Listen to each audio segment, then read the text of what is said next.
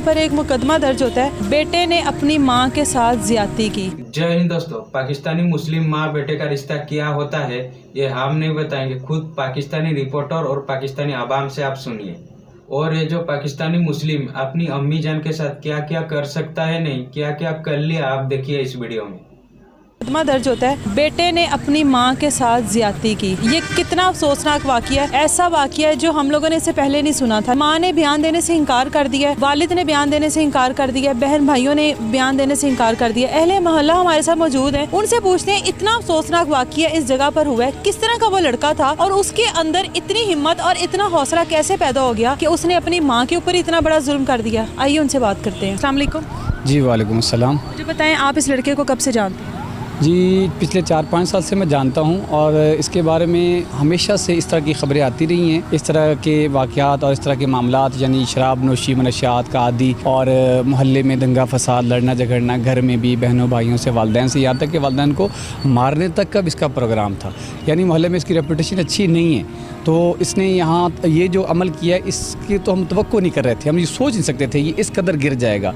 और ये पूरे इलाके, हमारे काने के लिए, हमारे इस इलाके के लिए, वादी के लिए इंतहाई शर्मनाक देखते थे। मोहल्ले में क्या हरकतें थी इसकी? मोहल्ले की जो शरफा बच्चियां हैं, मोहल्ले की बहन बेटियां, उनको छेड़ना, दंगा फसाद करना, लड़ना झगड़ना, और यानी कि ये मोहल्ले में कोई बंदा इसके शर से महफूज नहीं है। हर बंदे के साथ इसका पंगा, फसाद, दंगा और लड़ना झगड़ना, गालम गलूज करना, यानी कोई ऐसी हरकत बुरी नहीं है जो इस शख्स में ना हो, इस लड़के में ना हो। कि जो इसने अपनी माँ के साथ ये इतना एक गंदा काम किया, बताते हुए भी शर्म महसूस होती है।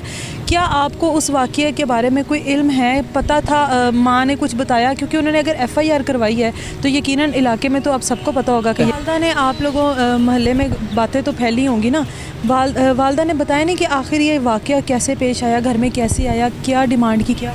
देखें तो ये उस रोज़ बताया यही जा रहा है, हम ये इतलाते हैं, उस रोज़ ये शराब पी कर आया है और इसने आके चाकू अपनी वालदा को दिया, कहा कि कमरे में मेरी आके बात सुने। वालदा कमरे में गई हैं तो उन्हें कि वह गुमान में भी नहीं था कि सगा बेटा मेरे साथ ऐसे कर सकता है। तो वो कमरे में चली गई, इसने कमरा लॉक कर लिया, अंदर से दरवाज़ा लॉक कर लिया।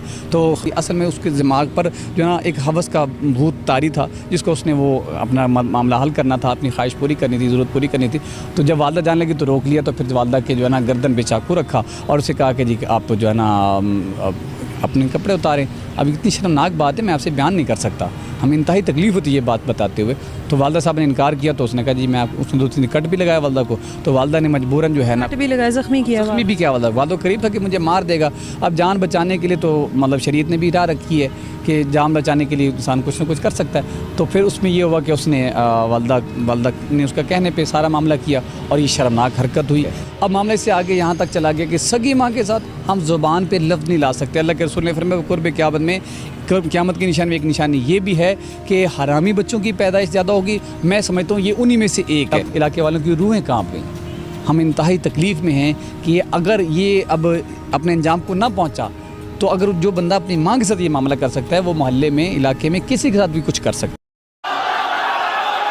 ये तो होगा, ये तो दोस्तों देख लिया आप लोगों ने वीडियो। ये लोग भाई पाकिस्तानी है, अपनी अम्मी जान को भी ये भोसड़ी वाले नहीं छोड़ते हैं।